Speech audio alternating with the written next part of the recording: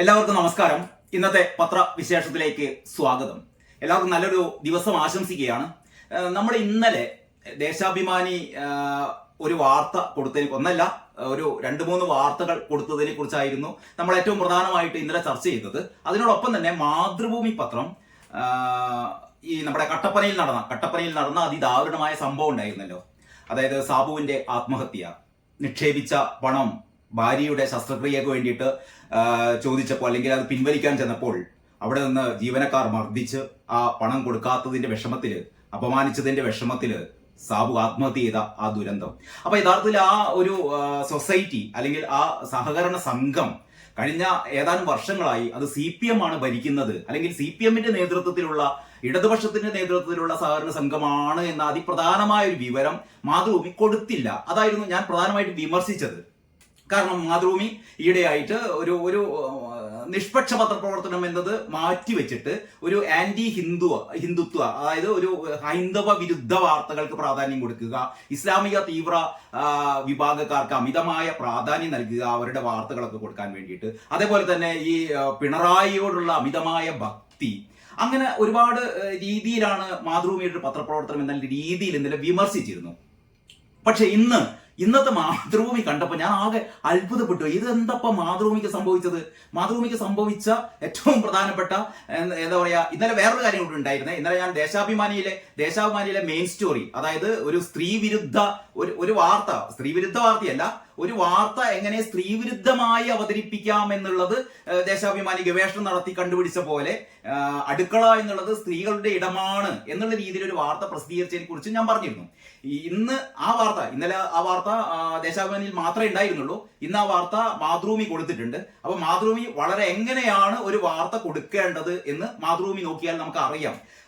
മാത്രവുമല്ല, എനിക്ക് അഭ്യർത്ഥിക്കാനുള്ളത്, ദേശാഭിമാനിയിൽ ഇന്നലെ വാർത്ത തയ്യാറാക്കിയ ഈ പത്രാധിപ സമിതിയിലെ ആളുകള് ആ മാതൃഭൂമി ഒന്ന് പഠിക്കണം കേട്ടോ. എങ്ങനെയാണ് ഒരു വാർത്ത തയ്യാറാക്കേണ്ടത്? വളരെ നിഷ്പക്ഷമായി സ്ത്രീവിരുദ്ധമല്ലാതെ എങ്ങനെ ഒരു വാർത്ത മാന്യമായി തയ്യാറാക്കാമെന്ന് ഇന്നലെ ദേശാഭിമാനിയിൽ നിങ്ങൾ കൊടുത്ത ആ വാർത്ത ഇന്ന് മാതൃഭൂമിയിലുണ്ട്. ആ മാതൃഭൂമിയിലെ വാർത്ത ഒന്ന് ശരിക്കും പഠിക്കണം. അങ്ങനെയാണ് വാർത്ത തയ്യാറാക്കേണ്ടത്. അതല്ലാതെ അടുക്കള എന്നുള്ളത് സ്ത്രീകളുടെ ഇടമാണ്, അവിടെ ഉരുകിത്തീരുന്ന സ്ത്രീകളുടെ കരുതലിന് വേണ്ടിയിട്ടാണ് എന്നൊക്കെ പറഞ്ഞ് ഇന്നലത്തെ ആ വീഡിയോയിൽ വളരെ വിശദമായി സാധനം കൊടുത്തിട്ടുണ്ട്. ഞാൻ അപ്പൊ അതിലേക്ക് കൂടുതൽ കടക്കുന്നില്ല. അപ്പൊ നമുക്ക് ഇന്നത്തെ മാതൃഭൂമി വെച്ചിട്ട് തുടങ്ങാമെന്ന് വിചാരിക്കുന്നു. ഇന്ന് ഞാൻ പതിവ് പോലെ ഈ 5 പത്രങ്ങൾ, മലയാള മനോരമയും മാതൃഭൂമിയും ദേശാഭിമാനിയും കേരള കൗമുദിയും മാധ്യമവും ഒക്കെ നോക്കിയപ്പോൾ ഇന്ന് ഏറ്റവും നന്നായിട്ട് വാർത്ത കൊടുത്തത്, നിഷ്പക്ഷമായിട്ട് തന്നെ വാർത്ത കൊടുത്തത്, അല്ലെങ്കിൽ അമിതമായ പ്രീണനം ആരോടും കാണിക്കാതെ വളരെ കൃത്യമായ വാർത്തകൾ കൊടുത്തതാണ് ഇന്നത്തെ മാതൃഭൂമി. മാതൃഭൂമിയുടെ ഒരു പ്രത്യേകത കൂടിയുണ്ട്. എനിക്കൊന്ന് മലയാള മനോരമയേക്കാൾ ചില എക്സ്ക്ലൂസീവ് വാർത്തകൾ, അതായത് പതിവ് വാർത്തകളല്ലാതെ, സ്ഥിരം സംഭവിച്ചുകൊണ്ടിരിക്കുന്ന വാർത്തകളല്ലാതെ വളരെ വളരെ ഇന്നോവേറ്റീവ് ആയിട്ട് ഒരു എന്താ പറയാ, അന്വേഷണാത്മക ജേർണലിസം എന്നൊക്കെ പറയാവുന്ന ഒരു രീതിയിൽ മാതൃഭൂമി വളരെ കഴിഞ്ഞ കുറെ കാലങ്ങളായി വാർത്തകൾ കൊടുത്തുകൊണ്ടിരിക്കുന്നുണ്ട്. ഏതായാലും നമുക്ക് ഇന്നത്തെ ഈ മാതൃഭൂമിയുടെ മെയിൻ സ്റ്റോറി എന്നത് പലിശക്കാരെ പൂട്ടുമെന്നുള്ളതാണ്. ഇത് ബിജു പരവത്തിന്റെ സ്പെഷ്യൽ സ്റ്റോറിയാണ്. പലിശക്കാരെ പൂട്ടുമെന്നുള്ളത് എക്കാലത്തെയും നമ്മുടെ നാട്ടിലെ ഏറ്റവും പ്രധാനപ്പെട്ട ഒരു എന്താ പറയാ, വളരെ വളരെ എല്ലാവരെയും വിഷമിപ്പിക്കുന്ന ഒരു കാര്യമാണ് ഈ അമിത പലിശക്ക് കടം കൊടുക്കുന്ന ബ്ലേഡുകാർ എന്ന് പറയുന്ന ബ്ലേഡുകാരുടെ ക്രൂരതകൾ. പണം കടം കൊടുത്ത് എത്ര ആൾക്കാരാണ് ആത്മഹത്യ ചെയ്തതെന്ന് അറിയോ? ബ്ലേഡുകാരുടെ വലയിൽ കുരുങ്ങിയിട്ട് പണം അമിതമായ പലിശക്ക് 1000 രൂപയൊക്കെ കടം വാങ്ങിയാൽ ഒരു ദിവസം 10 രൂപ പലിശ, അല്ലെങ്കിൽ ഒരാഴ്ചയിൽ 20 രൂപ പലിശ എന്ന് പറഞ്ഞാൽ ഒരു മാസം കൊണ്ട് മുതൽ അത്രയും പലിശ എന്നുള്ള രീതിയിൽ ഇരട്ടിപ്പിക്കുന്ന തരത്തിലുള്ള ബ്ലേഡുകാർ അത്തരത്തിലുള്ള പണം കടം കൊടുക്കൽ നിരോധിക്കാൻ വേണ്ടി പോകുന്നു. അതിനുള്ളൊരു ബിൽ തയ്യാറായി എന്നുള്ളതാണ് ഏറ്റവും പ്രധാനപ്പെട്ട വാർത്ത. പലിശക്കാരെ പൂട്ടും എന്നുള്ളതാണ് മാതൃഭൂമിയുടെ തലക്കെട്ട്. വളരെ സിമ്പിളായ തലക്കെട്ട് കൊടുത്തിരിക്കുന്നു, പലിശക്കാരെ പൂട്ടും. അതിൽ പറയുന്നത്, അംഗീകാരമില്ലാത്ത വായ്പ വിലക്കി കേന്ദ്ര നിയമം വരുന്നു. ഒരു കേന്ദ്ര നിയമം വരികയാണ്. 7 വർഷം വരെ തടവ് ശിക്ഷ ലഭിക്കും. അപ്പോൾ ഇനി മുതൽ ബ്ലേഡുകാർ പണം ആർക്കെങ്കിലും പലിശക്ക് കടം കൊടുത്താൽ അവരെ കാത്തിരിക്കുന്നത് 7 വർഷത്തെ തടവാണ്. ബന്ധുക്കൾക്കല്ലാതെ വ്യക്തികൾ കടം നൽകുന്നതും നിയമവിരുദ്ധമാകും. അപ്പൊ ബന്ധുക്കൾക്ക് മാത്രമേ കടം കൊടുക്കാൻ പറ്റുള്ളൂ. അതല്ലാതെ ബന്ധുക്കൾക്കല്ലാതെ മറ്റാർക്കെങ്കിലും കടം കൊടുത്താൽ, കടം കൊടുക്കുക എന്ന് പറഞ്ഞാൽ വെറുതെ അല്ലല്ലോ, പലിശക്ക് കടം കൊടുത്താൽ അത്തരം ആൾക്കാർ പിടിയിലാകും. ബിജു പർവത്തിന്റെ സ്റ്റോറി ഇങ്ങനെയാണ്. അനധികൃത വായ്പാ വിതരണം തടയുന്നതിനായി കേന്ദ്രം പുതിയ നിയമം കൊണ്ടുവരുന്നു. അനധികൃത നിക്ഷേപം സ്വീകരിക്കുന്നതും കള്ളപ്പണ ഇടപാടും തടയാൻ പ്രത്യേക നിയമം നിലവിലുണ്ട്. സമാന മാതൃകയിൽ വായ്പാ വിതരണത്തിനും അംഗീകൃത രീതി നിർണ്ണയിക്കുന്നതാണ് നിയമം. RBIയുടെയോ മറ്റ് ഏജൻസികളുടെയോ അംഗീകാരമില്ലാതെയുള്ള പണയ വായ്പ നൽകുന്നതും പലിശയ്ക്ക് പണം കൊടുക്കുന്നതും നിരോധിത ഇടപാടായി മാറും. പുതിയ നിയമത്തെക്കുറിച്ചുള്ള നിർദ്ദേശം സമർപ്പിക്കാനായി കരട് ബില്ല് സഹിതം കേന്ദ്ര സർക്കാർ സംസ്ഥാനങ്ങൾക്കായി നൽകിയിട്ടുണ്ട്. അപ്പൊ നിർദ്ദേശങ്ങൾ സമർപ്പിക്കാൻ വേണ്ടിയിട്ട് ഈ കരട് ബില്ല് എല്ലാ സംസ്ഥാനങ്ങൾക്കും നൽകിയിട്ടുണ്ട് എന്നുള്ളതാണ് ബിജു പർവത്തിന്റെ ഈ സ്റ്റോറി. ഇതിന്റെ ശിക്ഷാവിധി ഇങ്ങനെയാണ്. നിയമവിരുദ്ധമായി വായ്പ നൽകുന്നത് 2 വർഷം മുതൽ 7 വർഷം വരെ തടവ് ശിക്ഷ ലഭിക്കുന്ന കുറ്റമാണ്. 2 ലക്ഷം മുതൽ 1 കോടി രൂപ വരെ പിഴയും ലഭിക്കാം. ഇങ്ങനെ നൽകിയ വായ്പ തിരിച്ചു പിടിക്കാൻ സമ്മർദ്ദം ചെലുത്തുകയും ഭീഷണിപ്പെടുത്തുകയും ചെയ്യുന്ന സ്ഥിതി ഉണ്ടായാൽ 10 വർഷം വരെ തടവ് ശിക്ഷ ലഭിക്കും. അപ്പോൾ വരും വർഷങ്ങളിൽ അല്ലെങ്കിൽ സമീപ ഭാവിയിൽ തന്നെ നമ്മുടെ നാട്ടിൽ നിന്ന് ഈ ബ്ലേഡ് പലിശ തുടങ്ങിയ കൊള്ളകൾ അവസാനിക്കാൻ പോകുന്നു എന്നുള്ള വളരെ ശുഭകരമായ, പ്രതീക്ഷാജനകമായ, വളരെ പോസിറ്റീവായ ഒരു വാർത്തയാണ് മാതൃഭൂമി മെയിൻ സ്റ്റോറിയായി കൊടുത്തിരിക്കുന്നത്. എല്ലാവരെയും, എനിക്ക് തോന്നുന്നു കേരളത്തിലെ എല്ലാവരെയും ഒരു തവണ അല്ലെങ്കിൽ മറ്റൊരു തവണയെങ്കിലും ബ്ലേഡുകാരെ ആശ്രയിക്കാത്ത ആൾക്കാർ ഒരുപക്ഷെ കേരളത്തിൽ കുറവായിരിക്കും. കാരണം എങ്ങനെയെങ്കിലും പൈസ പെട്ടെന്ന് വേണം എന്നുണ്ടെങ്കിൽ ബാങ്കിലൊക്കെ ആകുമ്പോൾ ഒരുപാട് രേഖകളൊക്കെ വേണ്ടിവരും. അതുകൊണ്ട് തൽക്കാലം പോയിങ്ങാണ്ട് തലവെച്ച് കൊടുക്കും ബ്ലേഡുകാർക്ക് തലവെച്ച് കൊടുത്തു കഴിഞ്ഞാൽ സ്ഥിതി അതീവ ഗുരുതരമായിരിക്കും. ഇത്തരത്തിലുള്ള ചില ന്യൂ ജനറേഷൻ ബാങ്കുകളുടെ അല്ലെങ്കിൽ ന്യൂ ജൻ സാമ്പത്തിക ഇടപാട് സ്ഥാപനങ്ങളുടെ ഒക്കെ കുരുക്ക് വേറെയുണ്ട്. അതിലേക്ക് കടക്കാം. അതായത് ചില നമ്മളെ വായ്പ വേണോ എന്ന് ചോദിച്ചിട്ട് നമ്മെ സ്ഥിരം വിളിച്ചുകൊണ്ടിരിക്കുന്ന ചില പുതിയ സാമ്പത്തിക സ്ഥാപനങ്ങളൊക്കെ ഉണ്ട്. ഞാൻ പേരൊന്നും പറയുന്നില്ല. അത്തരം സ്ഥാപനങ്ങൾ അവരെയും കൂടി നിയന്ത്രിക്കുന്ന ചില ഉപാധികളൊക്കെ ഈ പുതിയ നിയമത്തിൽ ഉണ്ടാകുമെന്ന് നമുക്ക് പ്രതീക്ഷിക്കാം. ഏതായാലും അത് പോട്ടെ. അപ്പൊ അതാണ് മെയിൻ സ്റ്റോറി. രണ്ടാമത്തത്, ഇവിടെ മുകളിൽ തന്നെ ഫോട്ടോയുണ്ട്. നമ്മുടെ പ്രധാനമന്ത്രി എവിടെയാണ് സന്ദർശിച്ചത്? കുവൈത്ത്. പ്രധാനമന്ത്രി കുവൈത്ത് സന്ദർശിക്കുന്നു. 2 ദിവസത്തെ സന്ദർശനത്തിന് ശനിയാഴ്ച കുവൈത്തിലെത്തിയ പ്രധാനമന്ത്രി നരേന്ദ്രമോദി രാമായണവും മഹാഭാരതവും അറബിക് ഭാഷയിലേക്ക് പരിഭാഷപ്പെടുത്തിയ അബ്ദുള്ള ബറൂൻ, പ്രസാധകൻ അബ്ദുൾ ലത്തീഫ് അൽ-നസഫ് എന്നിവർക്കൊപ്പം 43 വർഷത്തിന് ശേഷമാണ് ഒരു ഇന്ത്യൻ പ്രധാനമന്ത്രി കുവൈത്ത് സന്ദർശിക്കുന്നത്. അതാണ് ഇതിന്റെ പ്രാധാന്യം. 43 വർഷത്തിന് ശേഷം ഒരു ഇന്ത്യൻ പ്രധാനമന്ത്രി കുവൈത്ത് സന്ദർശിക്കുകയാണ്. ആ പടം 4 കോളത്തിൽ മാതൃഭൂമി കൊടുത്തിരിക്കുന്നു. പിന്നെ MTയുടെ ആരോഗ്യനിലയിൽ നേരിയ പുരോഗതി എന്ന് പറയുന്ന വാർത്തയുണ്ട്. അതിന് താഴെ കേരളത്തിന് 10 പ്രത്യേക തീവണ്ടികൾ. ഇനി പ്രധാനപ്പെട്ട, ഇന്നലെ നമ്മൾ മാതൃഭൂമിയെ വിമർശിച്ചതിൽ ആ വിമർശനം ഏറ്റുവാങ്ങിയിട്ട് ചെയ്യാമെന്നല്ല ഞാൻ പറയുന്നത്. പക്ഷെ ഇന്ന് മാതൃഭൂമി വളരെ കൃത്യമായി മറ്റെല്ലാ പത്രങ്ങളെക്കാൾ വളരെ വ്യക്തതയോടെ എന്താണ് ഒരു ജനപക്ഷത്ത് നിന്നുകൊണ്ട് അല്ലെങ്കിൽ അവിടെ ഇരയുടെ പക്ഷത്ത് നിന്നുകൊണ്ട് വാർത്ത കൊടുത്തിരിക്കുന്നു. ആ വാർത്ത ഇങ്ങനെയാണ്. ഒരു പടമുണ്ട്. പടം നിക്ഷേപ തുക കിട്ടാത്തതിനെ തുടർന്ന് ആത്മഹത്യ ചെയ്ത സാബുവിന്റെ മൃതദേഹത്തിനരികെ ഭാര്യ മേരിക്കുട്ടി, അച്ഛൻ തോമസ് സമീപം. ഈ സാബുവിന്റെ അച്ഛനും അമ്മയൊക്കെ ജീവിച്ചിരിക്കുന്നുണ്ട് കേട്ടോ. ആ സാബുവിന്റെ മൃതദേഹത്തിന് അടുത്ത് വിങ്ങിപ്പൊട്ടി നിൽക്കുന്ന ഭാര്യ മേരിക്കുട്ടിയുടെ ചിത്രം സഹിതം ആണ് സാബുവിന് ഭീഷണി. CPM പ്രതിരോധത്തിൽ വളരെ കൃത്യമായ തലക്കെട്ടാണ്. ഇന്നലെ CPMനെ വെള്ളപൂശിയ, CPMന്റെ പിണറായിയുടെ വേണ്ടി തിരുമ്മൽ നടത്തിയ മാതൃഭൂമി ഇന്ന് വളരെ ധീരതയോടെ അല്ലെങ്കിൽ നിഷ്പക്ഷമായി വാർത്ത കൈകാര്യം ചെയ്തിരിക്കുന്നു. സാബുവിന് ഭീഷണി, CPM പ്രതിരോധത്തിൽ എന്നുള്ളതാണ്. കാരണം ഇന്നലെ നമ്മളെ ആകെ ഞെട്ടിപ്പിച്ച ആ ഒരു ഓഡിയോ ക്ലിപ്പിൽ ഒരു സന്ദേശം ഉണ്ടായിരുന്നു. അത് ഇതിൽ കൊടുത്തിട്ടുണ്ട്. അതിങ്ങനെയാണ്: നിങ്ങൾ അടിമേടിക്കേണ്ട സമയം കഴിഞ്ഞിരിക്കുന്നു.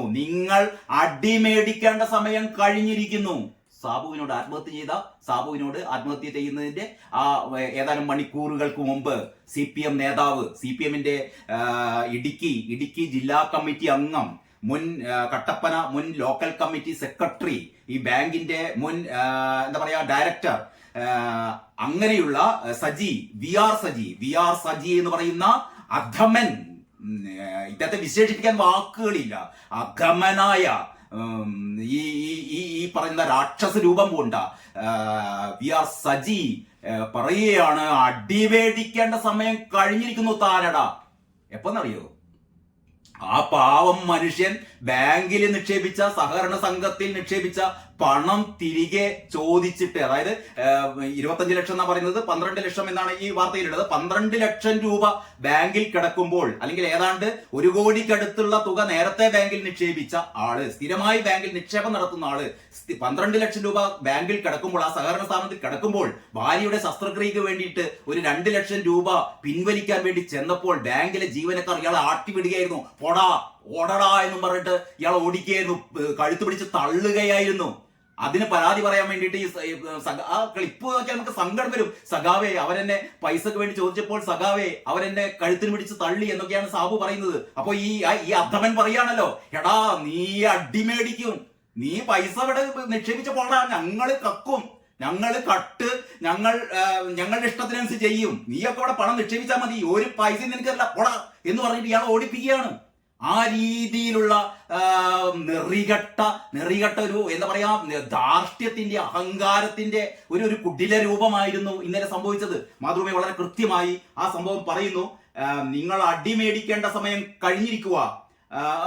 മറ്റേ ഇവരുടെ സ്ലാങ് ആണ്, നമ്മുടെ ഇടുക്കിയിലെ ഒരു സ്ലാങ്ങിൽ ഇയാൾ സംസാരിക്കുകയാണ്. നിങ്ങൾ അടിമേടിക്കേണ്ട സമയം കഴിഞ്ഞിരിക്കുക, നിങ്ങൾക്ക് പണി അറിയില്ലാഞ്ഞിട്ടാ, പണി മനസ്സിലാക്കി തരാം, ഞങ്ങൾ ഭൂമിയോളം ക്ഷമിച്ചാണ് നിൽക്കുന്നത് എന്നായിരുന്നു സജിയുടെ മറുപടി. അപ്പൊ സജി ഈ പറയുന്ന സാബുവിന് കൊടുത്ത മറുപടിയാണ്, നീയൊക്കെ അടിമേടിക്കും, നീയൊക്കെ എന്തിനാ അടിമേടിക്കുന്നത്?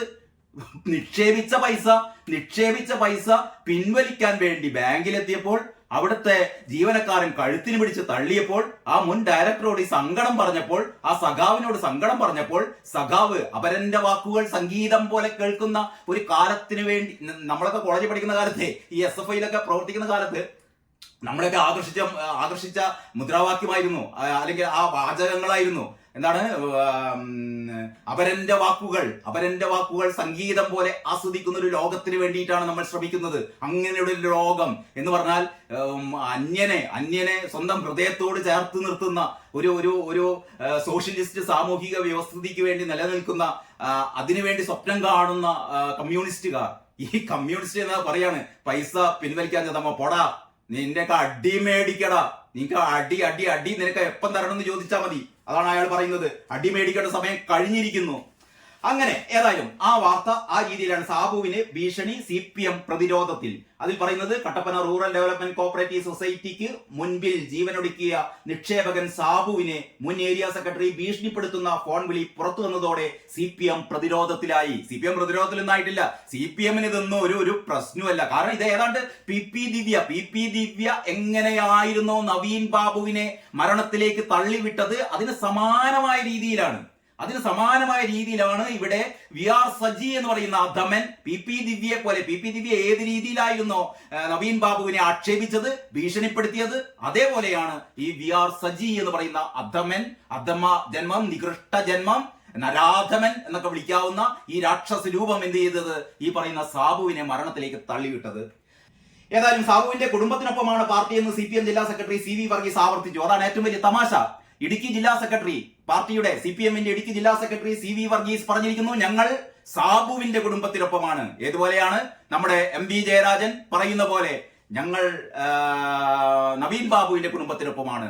നമ്മുടെ ഗോവിന്ദ മാഷ് പറയുന്ന പോലെ ഞങ്ങൾ നവീൻ ബാബുവിന്റെ കുടുംബത്തിനൊപ്പമാണ് എന്ന് പുറത്തു പറയുകയും, എല്ലാ പ്രവർത്തനങ്ങളും PP ദിവ്യയെ രക്ഷിച്ചെടുക്കാൻ വേണ്ടിയിട്ട്, PP ദിവ്യയെ പൊക്കിക്കൊണ്ടുവരാൻ വേണ്ടിയിട്ട്, PP ദിവ്യയുടെ എല്ലാ ബിനാമി കള്ളക്കൂട്ടങ്ങളെയും സംരക്ഷിക്കാൻ വേണ്ടിയിട്ട് അവർ നടത്തുന്ന അതേ ശ്രമങ്ങളാണ് ഇപ്പോൾ ഇടുക്കിയിലും നടത്തിക്കൊണ്ടിരിക്കുന്നത്. ഓക്കെ, ഇങ്ങനെയൊക്കെയാണ് മാതൃഭൂമിയുടെ ഒന്നാം പേജ്. മറ്റൊന്ന്, മാതൃഭൂമിയുടെ ഒന്നാം പേജിൽ വളരെ രസകരമായ വാർത്തയുണ്ട്. ഹുണ്ടികയിൽ ഐഫോൺ വീണു, തിരികെ നൽകില്ലെന്ന് ക്ഷേത്രം. അതായത് തമിഴ്നാട്ടിലെ ഒരു ക്ഷേത്രത്തില്, ഏത് ക്ഷേത്രമാണെന്ന് അറിയോ? തിരുപ്പോരൂർ കന്ദസ്വാമി ക്ഷേത്രം. തിരുപ്പോരൂർ കന്ദസ്വാമി ക്ഷേത്രത്തിലെ ഒരു ഭക്തന്റെ ഐഫോൺ ഹുണ്ടികപ്പെട്ടിയിൽ വീണു. ഹുണ്ടികപ്പെട്ടി എന്ന് പറഞ്ഞാൽ നമ്മളെ ഭണ്ഡാരപ്പെട്ടിയിൽ വലിയ ക്ഷേത്രങ്ങളിലൊക്കെ, നമ്മുടെ ഗുരുവായൂർ, പഴനി പോലെ ക്ഷേത്രങ്ങളൊക്കെ നമുക്ക് ഉണ്ടാവും, വലിയ ഭണ്ഡാരപ്പെട്ടി ഉണ്ടാവും. അതിൽ നമുക്ക് ഈ നോട്ട് നാണയങ്ങൾ മാത്രമല്ല, കുറച്ചും കൂടി വലിയ ദ്വാരം അവിടെ ഉണ്ടായിരിക്കും, മറ്റു സാധനങ്ങളൊക്കെ ആയിരിക്കും നിക്ഷേപിക്കാൻ പറ്റും. അങ്ങനെയുള്ള ഈ ഭണ്ഡാരപ്പെട്ടിയിലേക്ക് ഇയാളുടെ ഐഫോൺ വീണുപോയി എന്നാണ് പറയുന്നത്. ഐഫോൺ വീണതായിരിക്കാം. അയാൾ ഒരുപക്ഷെ ഐഫോൺ കയ്യിൽ പിടിച്ച് നാണയങ്ങളോ അല്ലെങ്കിൽ നോട്ട് കെട്ടുകളോ ഒക്കെ ഇടുന്ന സമയത്ത് ഐഫോൺ അതിൽ പോയി. അങ്ങനെ ഐഫോൺ ചോദിച്ചു കഴിഞ്ഞപ്പോൾ ക്ഷേത്ര അധികൃതർ പറഞ്ഞത് എന്താന്ന് വെച്ചാൽ, ഹുണ്ടികപ്പെട്ടിയില് അല്ലെങ്കിൽ ഈ ഭണ്ഡാരപ്പെട്ടിയില് വീണത് മുഴുവനും ഭഗവാന്റെ സ്വന്തമാണ്, പിന്നെ അത് തിരിച്ചെടുക്കാൻ പറ്റില്ല എന്ന് പറഞ്ഞാൽ ഐഫോൺ നിങ്ങൾക്ക് തിരിച്ചെടുക്കാൻ പറ്റില്ല. അബദ്ധത്തിൽ വീണതാണെങ്കിലും അത് ഹുണ്ടികപ്പെട്ടിയിലായതുകൊണ്ട് അത് ഭഗവാന്റേതായി മാറി. നിങ്ങൾക്ക് വേണമെങ്കിൽ സിം തരാം, സിം കാർഡ് വേണമെങ്കിൽ തരാമെന്ന് പറഞ്ഞു. ഇയാൾ പറഞ്ഞു എന്നാ പിന്നെ സിം കാർഡ് എനിക്ക് വേണ്ട, അത് ഭഗവാൻ എടുത്തോട്ടെ എന്ന് പറഞ്ഞിട്ട് ഇപ്പൊ ആ മനുഷ്യൻ പോവുകയാണ്. അപ്പോഴാണ് ഇതിലെ ഇത് സംബന്ധിച്ച ഒരു സിനിമ പണ്ട് ഇറങ്ങിയിരുന്നു അത്രേ. അത് മാതൃഭൂമി പറയുന്നുണ്ട്. കുണ്ടികയിൽ വീണ കുഞ്ഞ് ക്ഷേത്ര സ്വത്തായി മാറുന്ന കഥയുമായി പാളയത്തപ്പൻ എന്ന തമിഴ് സിനിമയുണ്ട്. അതായത് ഇതേപോലെ തന്നെ ഹുണ്ടികപ്പെട്ടിയുടെ എങ്ങനെയാണെന്ന് അറിയില്ല, സിനിമ ഞാൻ കണ്ടിട്ടില്ല. ആ ഹുണ്ടികപ്പെട്ടിയിലേക്ക് വീണ കുഞ്ഞ് അവസാനം ഭഗവാന്റെ സ്വന്തമായി മാറി എന്നുള്ള രീതിയിൽ ഒരു തമിഴ് സിനിമ വന്നിരുന്നു അത്രേ. ഏതായാലും ഐഫോൺ പോയി. അപ്പോൾ ക്ഷേത്ര ഭണ്ഡാരത്തിൽ പൈസ ഇടുന്നവർ ശ്രദ്ധിക്കുക, നിങ്ങളുടെ ഐഫോണോ അല്ലെങ്കിൽ എന്തെങ്കിലും ഫോണോ മറ്റോ അതിൽ വീണു പോയാൽ നിങ്ങൾക്ക് തിരിച്ചു കിട്ടില്ല. കാരണം അതിൽ പോയാൽ പിന്നെ അത് ഭഗവാന്റെ സ്വന്തമാണ് എന്നാണ് വ്യാഖ്യാനം. അപ്പോൾ അങ്ങനെയുള്ള ഒരു വാർത്ത കൂടി ഒന്നാം പേജിലുണ്ട്. ഇങ്ങനെയൊക്കെയാണ് മാതൃഭൂമിയുടെ ഒന്നാം പേജ്. നമുക്ക് ഉള്ളിലേക്കും കൂടി ഒന്ന് പോകേണ്ടിയിരിക്കുന്നു. കാരണം ഇന്നലത്തെ ദേശാഭിമാനിയെ നമ്മൾ കുറ്റപ്പെടുത്തിയല്ലോ. അതായത് ഇന്നലത്തെ ദേശാഭിമാനിയോടൊപ്പം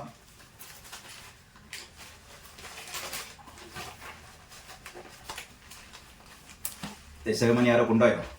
ഇല്ല. യെസ്, ഇതായിരുന്നു ഇന്നലെ നമ്മൾ കുറ്റം പറഞ്ഞ ദേശാഭിമാനി. അടുക്കളയും തിളങ്ങും എന്ന് പറയുന്ന ദേശാഭിമാനിയുടെ മെയിൻ സ്റ്റോറി. അതിലാണ് പറഞ്ഞത്, അടുക്കള ചൂടിൽ ഉരുകിത്തീരുന്ന വീട്ടമ്മമാർക്ക് കരുതലേകി സംസ്ഥാന സർക്കാർ. അതായത് അടുക്കള ചൂടിൽ ഉരുകി തീരുന്ന സ്ത്രീകൾക്ക് സംസ്ഥാന സർക്കാർ എന്തൊരു സംഭവം കൊണ്ടുവരുന്നു എന്ന്. അത് വളരെ കൃത്യമായി മാതൃഭൂമി ആ വാർത്ത കൊടുത്തിരിക്കുന്നത് ഇങ്ങനെയാണ്. യെസ്, മാതൃഭൂമിയുടെ 6ാമത്തെ പേജിൽ കാണാം, പണം അടുക്കള നവീകരിക്കാൻ. ഇത്രയേ ഉള്ളൂ. ഇതാണ് ആ വാർത്ത. പണം നൽകുന്നു അടുക്കള നവീകരിക്കാൻ. അതിൽ വാർത്ത പ്രത്യേക ലേഖനം ഇങ്ങനെ പറയുന്നത്, ജോലിഭാരം കുറയ്ക്കാൻ അടുക്കളകൾ തദ്ദേശ സ്ഥാപനങ്ങളുടെ ധനസഹായത്തോടെ നവീകരിക്കുന്ന ഈസി കിച്ചൺ പദ്ധതിക്ക് അംഗീകാരമായി. ഇത്രയേ ഉള്ളൂ. ഇതാണ് ഇന്നലെ അടുക്കളയിൽ ഉരുകിത്തീരുന്ന സ്ത്രീകൾക്ക് പിണറായി സർക്കാരിന്റെ കരുതൽ എന്ന് പറഞ്ഞാൽ, അടുക്കള എന്ന് പറയുന്നത് സ്ത്രീകളുടെ ഇടമാണ് എന്ന് ദേശാഭിമാനി പറഞ്ഞ ആ വാർത്തയാണ് മാതൃഭൂമി വളരെ കൃത്യമായി. അടുക്കള എന്നുള്ളത് സ്ത്രീകളുടെ മാത്രം ഇടമൊന്നുമല്ല, അവിടെ പുരുഷനും കയറാം, പുരുഷനും പാചകം ചെയ്യാം. അല്ലാതെ അടുക്കളയിൽ ഉരുകിത്തീരുന്ന സ്ത്രീകളല്ല, അവിടെ പുരുഷനും സ്ത്രീയും കുട്ടികളും എല്ലാവർക്കും അടുക്കളയിൽ കയറാം എന്നുള്ളത് ദേശാഭിമാനി മറന്നു. പക്ഷേ മാതൃഭൂമി ഓർമ്മിപ്പിക്കുന്നു, ഈ വാർത്ത അങ്ങനെയൊന്നും എഴുതണ്ട, ഇത്തരം വളയിട്ട കൈകൾ എന്നുള്ള രീതിയിലൊന്നും ആ രീതിയിലേക്ക് ഈ വാർത്ത അതിവൈകാരികമൊന്നും ആക്കണ്ട, ഇങ്ങനെ വാർത്ത തയ്യാറാക്കാം. ഇത് ദേശാഭിമാനിയിൽ ഇന്നലത്തെ മെയിൻ സ്റ്റോറി തയ്യാറാക്കിയ പത്രാധിപ സമിതി അംഗങ്ങൾ ഇതൊന്ന് വായിച്ചു പഠിക്കേണ്ടതാണ്. എങ്ങനെയാണ് വാർത്ത തയ്യാറാക്കുക എന്നുള്ളത്.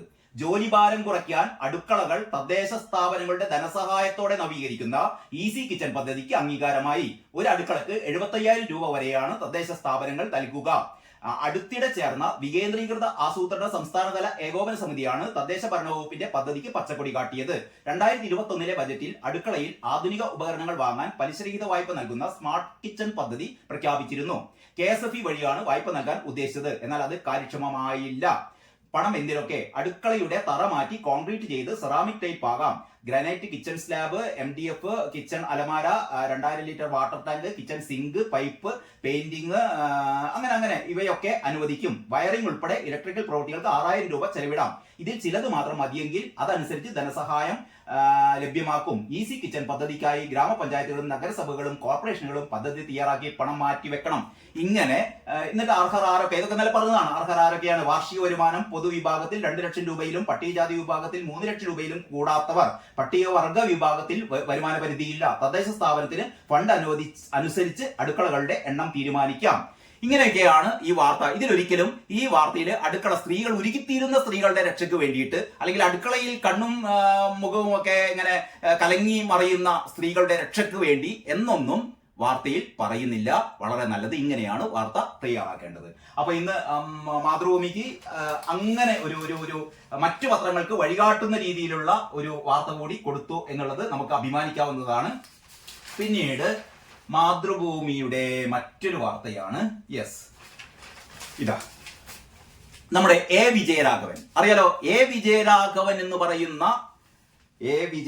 പറയുന്ന PB അംഗം, പോളിറ്റ് ബ്യൂറോ അംഗം, CPM-ന്റെ നേതാവ്, നമ്മുടെ ബിന്ദു ടീച്ചറുടെ ഭർത്താവ്, അതായത് നമ്മുടെ ഉന്നത വിദ്യാഭ്യാസ വകുപ്പ് മന്ത്രി ഈ എ വിജയരാഘവനായിരുന്നല്ലോ കഴിഞ്ഞ ദിവസം പറഞ്ഞത്. എന്താ പറഞ്ഞത്? അതായത് വഞ്ചിയൂരില് റോഡിന്റെ നടുവിൽ സ്റ്റേജ് കെട്ടി ഒരു ദിവസം മുഴുവൻ ആ വഴിക്കുള്ള യാത്രക്കാരെ മുഴുവനും പെരുവഴിയിലാക്കി എന്ന് പറഞ്ഞാൽ ആ യാത്രക്കാരെ മുഴുവനും ആ റോട്ടിൽ നിന്ന് മാറ്റി അവിടെ വളരെ വലിയ ട്രാഫിക് ജാം ഉണ്ടാക്കി. അങ്ങനെ ഈ കോടതിക്ക് സമീപം, പോലീസ് സ്റ്റേഷന് സമീപം ഒരു അനുമതി എന്തായാലും കിട്ടില്ലല്ലോ. റോഡ് അരികിൽ പോലും സമ്മേളനം നടത്താൻ അനുമതി കിട്ടിയില്ല. അതിന് പകരം റോഡിന്റെ നടുവിൽ സ്റ്റേജ് കെട്ടി. ഒരുപക്ഷെ ഈ കേരളത്തിൽ മാത്രം ഇങ്ങനെയൊക്കെ സംഭവിക്കുള്ളൂ കേട്ടോ. ഈ CPM-കാരുടെ ഒരു ധാർഷ്ട്യം. ഞങ്ങൾ വിചാരിച്ച സ്റ്റേജിന്റെ നടുവിലും സ്റ്റേജ് കെട്ടും. അങ്ങനെ സ്റ്റേജ് കെട്ടി അവസാനം കോടതി ചെവിക്കല്ല നല്ല മണ്ടക്കെട്ട് കൊടുത്തു. ആ വാർത്തകളൊക്കെ നമ്മൾ കഴിഞ്ഞ ദിവസം കണ്ടതാണ്. അപ്പൊ വിജയരാഘവൻ നമ്മുടെ എവിടെയായിരുന്നു? കുന്നംകുളത്ത് ഈ പാർട്ടി സമ്മേളനത്തിൽ കുന്നംകുളത്ത് നടന്ന ഏരിയ സമ്മേളനത്തിലോ അല്ലെങ്കിൽ കുന്നംകുളത്ത് നടന്ന പാർട്ടി സമ്മേളന വേദിയിൽ വെച്ച് കഴിഞ്ഞ ഒരു 4 ദിവസം മുമ്പാണ് എ വിജയരാഘവന്റെ ചരിത്ര പ്രസിദ്ധമായ ഈ നമ്മുടെ പത്രാധിപർ സുകുമാരന്റെ കുളത്തൂർ പ്രസംഗം എന്നൊക്കെ പറയും. എന്ന് പറഞ്ഞാൽ ചരിത്രത്തിൽ രേഖപ്പെടുത്തപ്പെടേണ്ട ചില പ്രസംഗങ്ങൾ, അതേപോലെ CPM-ന്റെ ചരിത്രത്തിൽ രേഖപ്പെടുത്തേണ്ട ഒരു പ്രസംഗമായിരുന്നു വിജയരാഘവൻ നടത്തിയത്. അതിൽ വിജയരാഘവൻ പറയുന്നത്, ഞങ്ങള് റോഡിന്റെ നടുവിൽ സ്റ്റേജൊക്കെ കിട്ടും, ആൾക്കാർക്ക് നടന്നു പോയ പോലെ നിങ്ങളെന്തിനാ കാറിന് പോകുന്നത്? അതിന്റെ ഇപ്പോഴത്തെ ആൾക്കാർക്ക് വലിയ കാറാണ്, കുഞ്ഞൻ കാറ് പോലെ. ഈ പറയുന്ന ആശാൻ പോകുന്നത് വലിയ കാറിലാണ്. ഇന്നോവ കാറിൽ കയറിയിട്ട് ഈ പറയുന്ന എ വിജയരാഘവൻ പോവുള്ളൂ. എ വിജയരാഘവൻ ഭാര്യ പോകുന്നതും ഇന്നോവ കാറിലാണ്. ഇവരുടെയൊക്കെ മൂത്ത നേതാവുണ്ടല്ലോ ഇരട്ടച്ചങ്കൻ, പോകുന്നത് 40 കാറുകളുടെ അകമ്പടിയോടെ. 40 കാറുകളുടെ അകമ്പടിയാണ്. മഹാരാജാവ് എഴുന്നള്ള പോലെയാണ് ആ മനുഷ്യനെ എന്താ പറയാ എഴുന്നള്ളുന്നത്. എന്നിട്ട് എ വിജയരാഘവൻ പറയുള്ളൂ, ഉളുപ്പമാനില്ലാതെ ജനങ്ങളുടെ മുഖത്ത് നോക്കി പറയാണ്, കൂവാൻ ആളിൽ നമ്മൾക്ക് പ്രതികരിക്കുന്നത് എന്താ? കൂവി തന്നെയെങ്കിലും പ്രതികരിക്കണ്ടേ? എന്നിട്ട് പറയുന്നത് എന്താണ്? ഞങ്ങളങ്ങനെ സ്റ്റേജ് കെട്ടിക്കഴിഞ്ഞാൽ എന്നിട്ട് സുപ്രീം കോടതിയിൽ പോയിരിക്കുന്നു. പരിഹസിയാണ്. സുപ്രീം കോടതിയിൽ പോയിരിക്കുന്നു കേസുമായി. എന്തിനത്? വാർത്താ പ്രാധാന്യം നേടാൻ. അങ്ങനെ കെട്ടിക്കഴിഞ്ഞാൽ ആൾക്കാർക്ക് നടന്നു പോയിക്കൂടെ? എന്തിന് കാർ ഉപയോഗിക്കുന്നു? അതിന് വലിയ കാർ എന്തിനു ഉപയോഗിക്കുന്നു? കുഞ്ഞൻ കാർ ഉപയോഗിച്ചാൽ പോരെ? കുഞ്ഞൻ കാർ ഉപയോഗിച്ചാൽ പോരെ? പോട്ടെ, അതൊക്കെയായിരുന്നു നമ്മുടെ എ വിജയരാഘവന്റെ വിജയരാഘവനാണ് എന്താ സാധാരണ പറയുന്നത് അറിയോ? കേരളത്തിൽ UDF അധികാരത്തിൽ വരാൻ ഏറ്റവും സാധ്യത എ വിജയരാഘവനെ ഇറക്കിയാൽ മതി എന്നാ പറയുന്നത്. കാരണം ഈ നമ്മുടെ ആലത്തൂര് രമ്യ ഹരിദാസ് ഇത്രയും വൻ ഭൂരിപക്ഷത്തോടെ ജയിക്കാൻ കാരണം എ വിജയരാഘവനാണെന്നാണ് രഹസ്യമായി പറയുന്നത് കേട്ടോ. കാരണം ഈ രമ്യ ഹരിദാസ് ആദ്യമായി ആലത്തൂരിൽ നമ്മളെ PK ബിജുവിനെതിരെ മത്സരിച്ച സമയത്ത് എ വിജയരാഘവന്റെ ഒരു സൂപ്പർ പ്രസംഗം ഉണ്ടായിരുന്നു. അതായത് രമ്യ ഹരിദാസ് നമ്മുടെ പാണക്കാട് പോയതുമായി ബന്ധപ്പെട്ടിട്ട് ഒരു അശ്ലീല ലൈംഗിക ദുരുദ്ദേശ്യപരമായ നമ്മളെ എം എം മണി പറയുന്ന പോലെ അത്ര കടത്തി പറഞ്ഞിട്ടില്ല. എം എം മണി പറഞ്ഞല്ലോ, മറ്റേ നമ്മുടെ പെമ്പിളൈ ഒരുമൈ സമര നേതാക്കള് അവർ മറ്റേ പണിക്ക് പോയതായിരുന്നു എന്ന് എം എം മണി ഒരു ഉളുപ്പുമില്ലാതെ പറഞ്ഞിരുന്നു. പക്ഷെ വിജയരാഘവൻ അത്ര കടത്തി പറഞ്ഞില്ല. പക്ഷെ അത് കേൾക്കുന്ന ആൾക്കാർക്ക് മനസ്സിലാവും. അതായത് രമ്യ ഹരിദാസ് പാണക്കാട് എന്നും പറഞ്ഞ് കുഞ്ഞാലിക്കുട്ടി എന്നൊക്കെ പറഞ്ഞ് ബന്ധപ്പെടുത്തിങ്ങാണ്ട് ഒരു തട്ട് തട്ടിയിരുന്നു. അതോടെയാണ് രമ്യ ഹരിദാസിന് ഒരു എന്താ പറയാ, രമ്യ ഹരിദാസിനോടുള്ള ഒരു അതിവൈകാരികമായ ആ ഒരു സിമ്പതി ആ വോട്ടർമാർക്കിടയിൽ വരികയും അങ്ങനെ രമ്യ ഹരിദാസ്, എനിക്ക് തോന്നുന്നത് ഒരുപാട് സഖാക്കന്മാര് രമ്യ ഹരിദാസിന് വോട്ട് ചെയ്തിട്ടുണ്ടാവും. അപ്പം ഈ എ വിജയരാഘവൻ എന്ന് പറയുന്ന ഇയാൾ എങ്ങനെ ഈ PB-യിൽ കടന്നുകൂടിയെന്ന് എനിക്കറിയില്ല. സഖാക്കന്മാർ പലർക്കും അറിയാവുന്നത് എന്താണ് എ വിജയരാഘവൻ എന്ന് പറയുന്ന കമ്മ്യൂണിസ്റ്റുകാരെന്ന് ഇയാളെ പറ്റി പറഞ്ഞുകൂടാ. ഇയാൾ എന്ത് സംഭാവനയാണ് കേരളത്തിന് നൽകിയത് എന്ന് സഖാക്കന്മാരെന്ന് ആലോചിച്ച് നോക്കണം. അയാള് വായ തുറന്നു കഴിഞ്ഞാൽ ഇമ്മാതി വളിപ്പ് മാത്രമേ പറയുന്നുള്ള ഒരു എം എം മണിയുടെ ഒരു ജനസിൽപ്പെടുത്താവുന്ന ഒരു സാധനം. പോട്ടെ, ആ വിജയരാഘവന്റെ ഏറ്റവും പുതിയ പ്രസ്താവനയാണ് മാതൃഭൂമിയാണ് എഴുതുന്നത്. മാതൃഭൂമിയാണ് പ്രസിദ്ധീകരിച്ചത്. എല്ലാ പത്രങ്ങളിലും ഉണ്ട്, മാതൃഭൂമിയിൽ വളരെ വ്യക്തമായിട്ട് തന്നെ ഉണ്ട്. രാഹുലിനും പ്രിയങ്കക്കും ന്യൂനപക്ഷ വർഗീയ ചേരിയുടെ പിന്തുണ എ വിജയരാഘവൻ. അതായത് വിജയരാഘവൻ പറയുന്നത് രാഹുൽ ഗാന്ധിയെ നമ്മുടെ വയനാട്ടിൽ, അതായത് പ്രിയങ്ക മത്സരിക്കുന്നതിന് മുമ്പ് രാഹുൽ ഗാന്ധിയെ വയനാട്ടിൽ വിജയിപ്പിച്ചത് തീവ്രവാദികളായിരുന്നു, ഇസ്ലാമിക തീവ്രവാദികളാണ്. അതേപോലെ തന്നെ പ്രിയങ്കയുടെ എന്താ പറയാ, പ്രിയങ്കയുടെ ഈ ഘോഷയാത്രക്ക് മുന്നിലും പിന്നിലും, ഇലക്ഷൻ പ്രചരണ യാത്രക്കൊക്കെ മുന്നിലും പിന്നിലും തീവ്രവാദികളാണ്, ഇസ്ലാമിക തീവ്രവാദികളാണ്. വാർത്ത എങ്ങനെയാ പറയുന്നു നോക്കാം. സുൽത്താൻ ബത്തേരിയിൽ നിന്നാണ്. മുസ്ലിം വർഗീയ ചേരിയുടെ, ശ്രദ്ധിക്കണേ, മുസ്ലിം വർഗീയ ചേരിയുടെ ദൃഢമായ പിന്തുണയില്ലെങ്കിൽ രാഹുൽ ഗാന്ധി വയനാട്ടിൽ നിന്ന് ഡൽഹിയിൽ എത്തുമായിരുന്നോ എന്ന് CPM പോളിറ്റ് ബ്യൂറോ അംഗം A വിജയരാഘവൻ. അതായത് രാഹുൽ ഗാന്ധിക്ക് ഇത്രയും മൃഗീയമായ ഭൂരിപക്ഷമൊക്കെ കിട്ടിയത് ഇസ്ലാമിക തീവ്രവാദികളുടെ സഹായം കൊണ്ടാണ് അത്രേ, മുസ്ലിം ലീഗിന്റെ സഹായം കൊണ്ടാണ് എന്ന് നമുക്ക് പറയാം. അത് ഏറെക്കുറെ ശരിയുമാണ്. കാരണം വയനാടിനെ സംബന്ധിച്ചിടത്തോളം കോൺഗ്രസിനേക്കാൾ ഒരു മേൽക്കൈ അവിടെ മുസ്ലിം ലീഗിനുണ്ട്.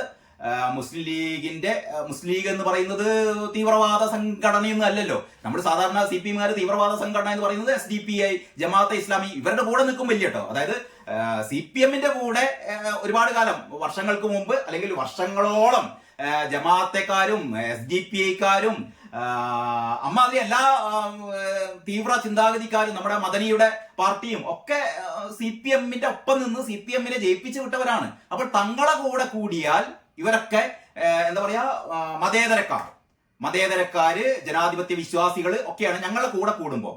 നമ്മളെ കൂടെ അല്ലാതെ പുറത്തു പോയി കഴിഞ്ഞാൽ, കോൺഗ്രസിന്റെ കൂടെ ആണെങ്കിൽ അല്ലെങ്കിൽ UDFനൊപ്പം ആണെങ്കിൽ അവര് വർഗീയവാദികൾ, തീവ്ര ചിന്താഗതിക്കാർ, തീവ്ര ഇസ്ലാമിസ്റ്റുകൾ, ഇങ്ങനെയൊക്കെയാണ് പറയുന്നത്. ഇത് കഴിഞ്ഞ ദിവസം ഏതൊരു പത്രത്തിൽ ഞാൻ കണ്ടല്ലോ.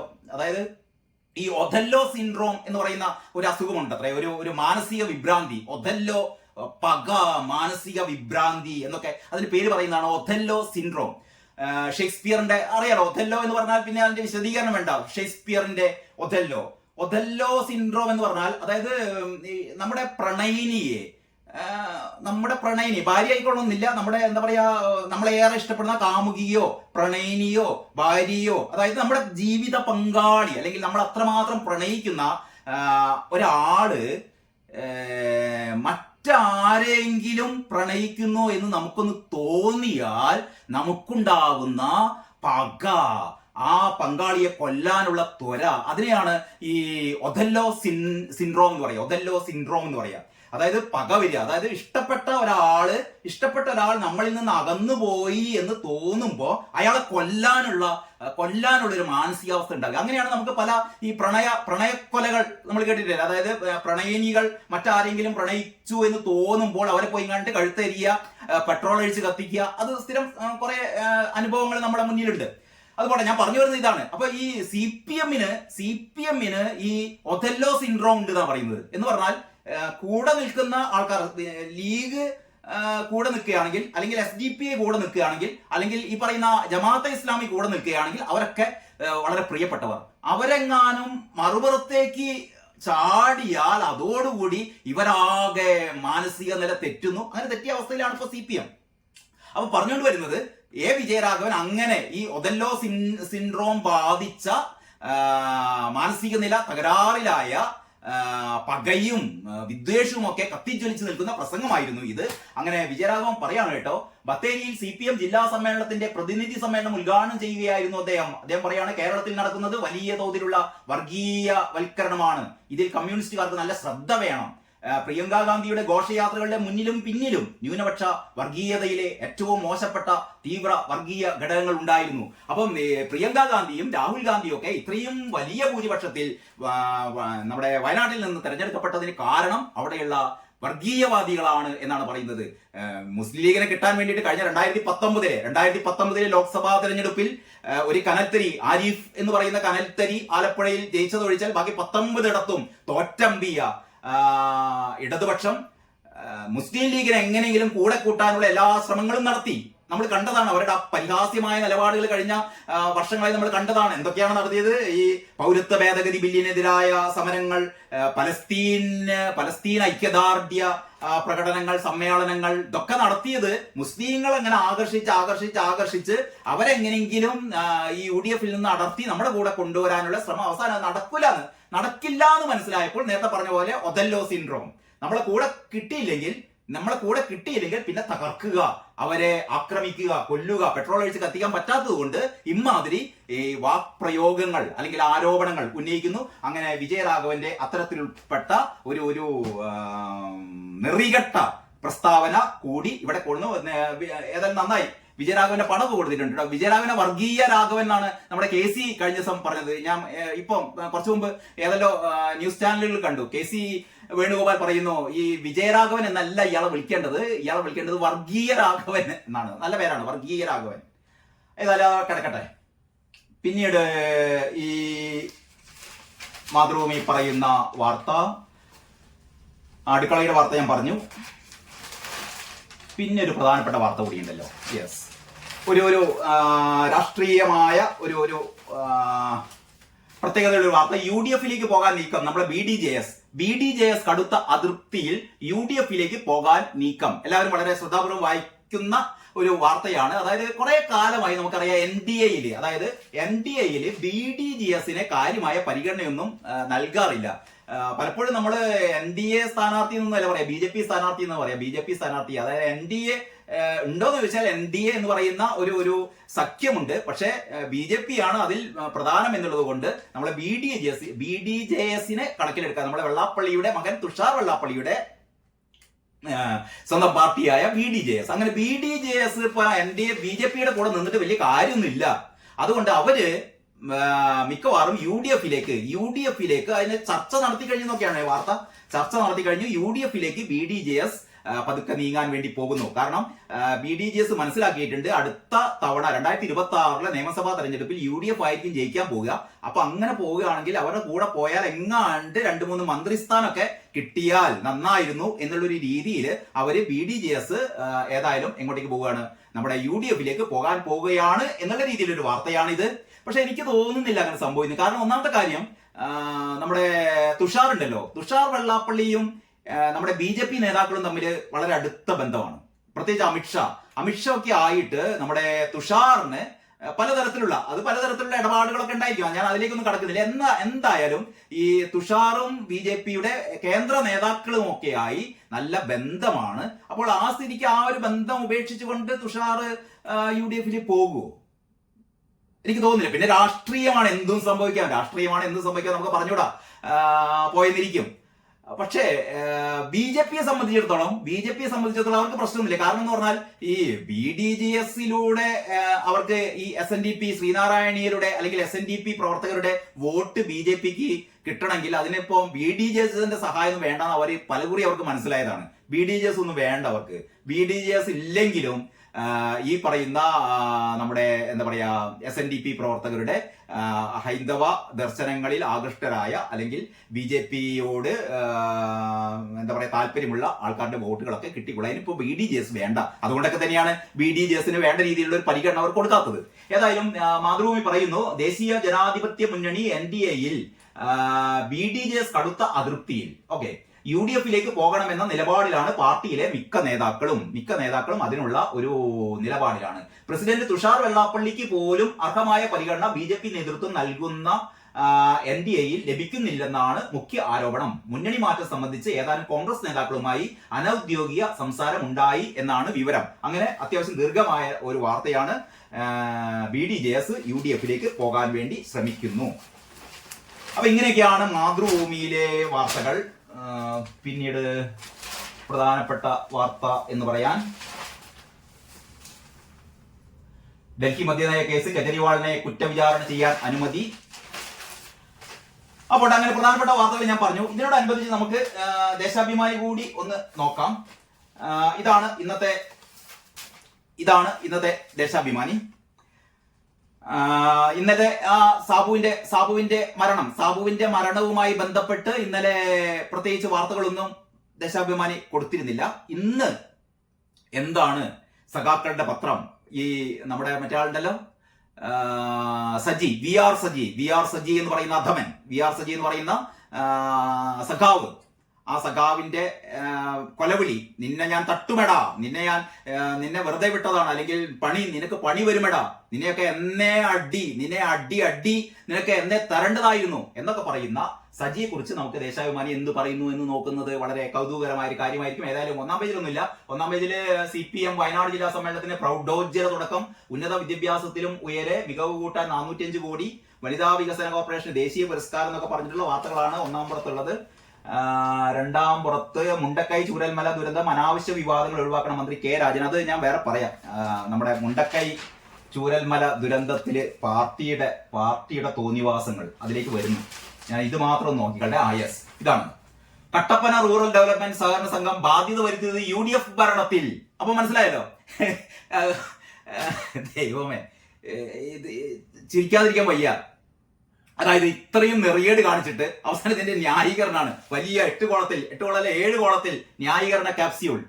ഇതിനൊക്കെ കാരണം ഞങ്ങളല്ല, ഇതിനൊക്കെ കാരണം UDF ആണ്. ബാധ്യത വരുത്തിയത് UDF ഭരണത്തിൽ. ഈ മനുഷ്യന് ഭാര്യയുടെ ശസ്ത്രക്രിയക്ക് വേണ്ടിയിട്ട് 19 ലക്ഷം രൂപ അക്കൗണ്ടിലുള്ള ഒരാൾക്ക് 2 ലക്ഷം രൂപ നമ്മൾ കൊടുക്കാത്തതിന് കാരണം UDF ഭരണത്തിൽ, UDFന്റെ ഭരണകാലത്ത് എന്ന് പറഞ്ഞാൽ 5 കൊല്ലം മുമ്പ് അത് UDF ആയിരുന്നു ഭരിച്ചത്. അക്കാലത്ത് UDF കുറെ ക്രമക്കേടുകൾ നടത്തിയിരുന്നു. അതുകൊണ്ടാണ് ഞങ്ങൾക്ക് കൊടുക്കാതിരുന്നത്. ഈ VR സജി ഇയാളെ അടിക്കും, നിനക്കൊക്കെ എന്നെ അടികിട്ടേണ്ടതായിരുന്നു എന്ന് പറഞ്ഞതിനും കാരണം എന്താണ്? അത് UDF പണ്ട് ഭരിച്ചിരുന്നപ്പോ എന്തൊക്കെ സംഭവിച്ചിരുന്നു അങ്ങനെ പറഞ്ഞു പോയതാണ്. ഈ രീതിയിലുള്ള ഇതാണ് പറഞ്ഞത്. എന്നെ തല്ലണ്ടമാവ നന്നാകില്ല എന്ന് പറഞ്ഞ പോലെയാണ് നമ്മുടെ സഖാക്കളുടെ കാര്യം. എന്താ പറഞ്ഞു നോക്കേ, ജസ്റ്റ് ഒരു പാരഗ്രാഫ് ഒന്ന് വായിക്കുന്ന രസമായിരിക്കും.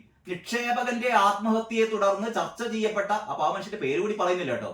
നിക്ഷേപകന്റെ ആത്മഹത്യയെ തുടർന്ന് ചർച്ച ചെയ്യപ്പെട്ട കട്ടപ്പന റൂറൽ ഡെവലപ്മെന്റ് സഹകരണ സംഘം 17 വർഷവും ഭരിച്ചത് UDF നേതൃത്വത്തിലുള്ള ഭരണസമിതി. ഈ കാലയളവിലാണ് ബാങ്ക് സാമ്പത്തിക പ്രതിസന്ധിയിലായത്.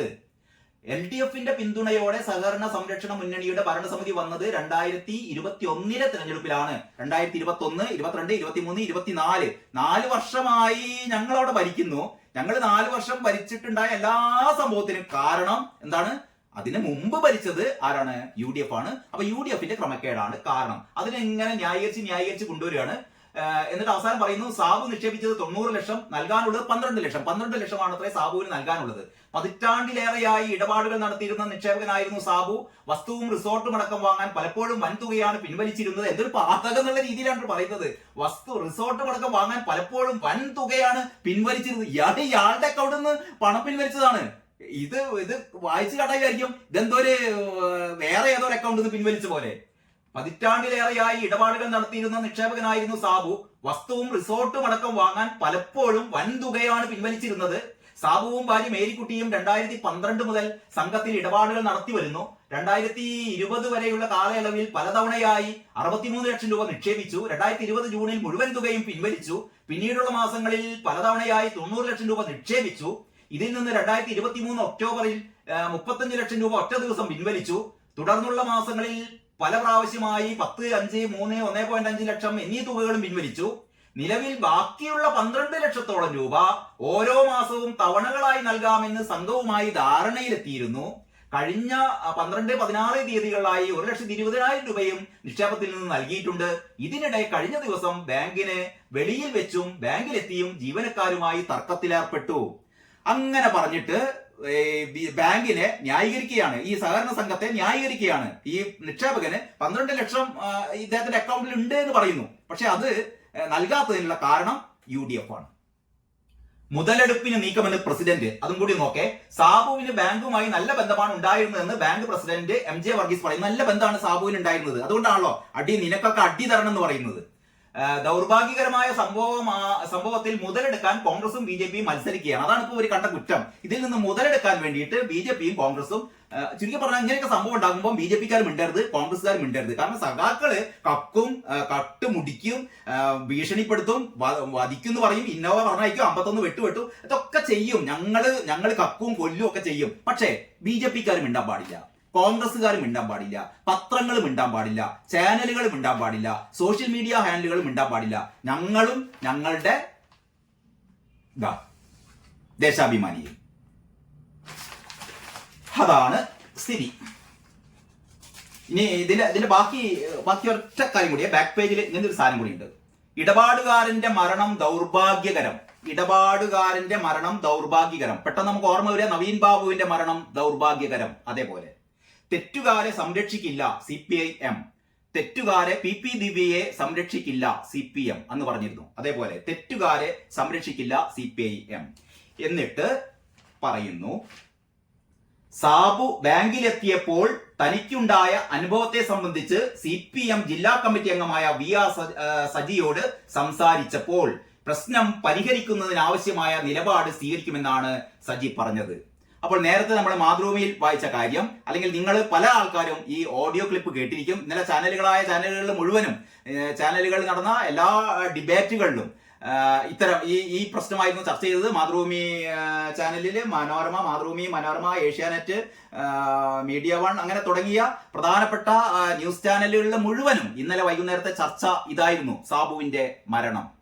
അതില് ഈ VR സജി ഭീഷണിപ്പെടുത്തുന്ന ഓഡിയോ ക്ലിപ്പുകൾ എല്ലാ ചാനലുകളിലും കാണിച്ചിരുന്നു. നമ്മുടെ സോഷ്യൽ മീഡിയയിലൊക്കെ ചറപറ അങ്ങനെ പറഞ്ഞു നടക്കുന്നുണ്ട്, നിങ്ങൾ എല്ലാവരും കേട്ടിരിക്കും. പക്ഷേ ദേശാഭിമാനി പറയുന്നത് എന്താണെന്നറിയോ? നിനക്ക് എന്നേ അടി തരേണ്ടതായിരുന്നു എന്ന് പറഞ്ഞതിന് അർത്ഥം എന്താണെന്നറിയോ? സാബു ബാങ്കിലെത്തിയപ്പോൾ തനിക്കുണ്ടായ അനുഭവത്തെ സംബന്ധിച്ച് CPM ജില്ലാ കമ്മിറ്റി അംഗമായ VR സജിയോട് സംസാരിച്ചപ്പോൾ പ്രശ്നം പരിഹരിക്കുന്നതിന് ആവശ്യമായ നിലപാട് സ്വീകരിക്കും എന്നാണ് പറഞ്ഞത്. അതല്ലാതെ അടിക്കും, നീക്ക് എന്നേ അടി തരേണ്ടതാണ് എന്ന് പറഞ്ഞെങ്കിലും അതിനർത്ഥം എന്താണെന്നറിയോ? ഞങ്ങൾ നിങ്ങൾക്ക് പൈസ തരാനുള്ള നിലപാട് സ്വീകരിക്കും. എന്നാൽ സംസാരമധ്യേ ഉയർന്നു വന്ന ഏതാനും വാക്കുകൾ ഉയർത്തിക്കാട്ടി CPM-നെ ദുർബലപ്പെടുത്താൻ ശ്രമിക്കുന്നത് ജനങ്ങൾ തിരിച്ചറിയണം കേട്ടോ. ഇതിന്റെ ഇടയിൽ ഈ VR സജി സംസാരമധ്യേ ഉയർന്നു വന്ന ഏതാനും വാക്കുകൾ, സംസാരത്തിന്റെ ഇടയിൽ ഏതാനും വാക്കുകൾ ഉയർത്തിക്കാട്ടിയിട്ട് സജി പറഞ്ഞു. എന്താ സജി പറഞ്ഞത്? അത് പറയുന്നില്ല കേട്ടോ.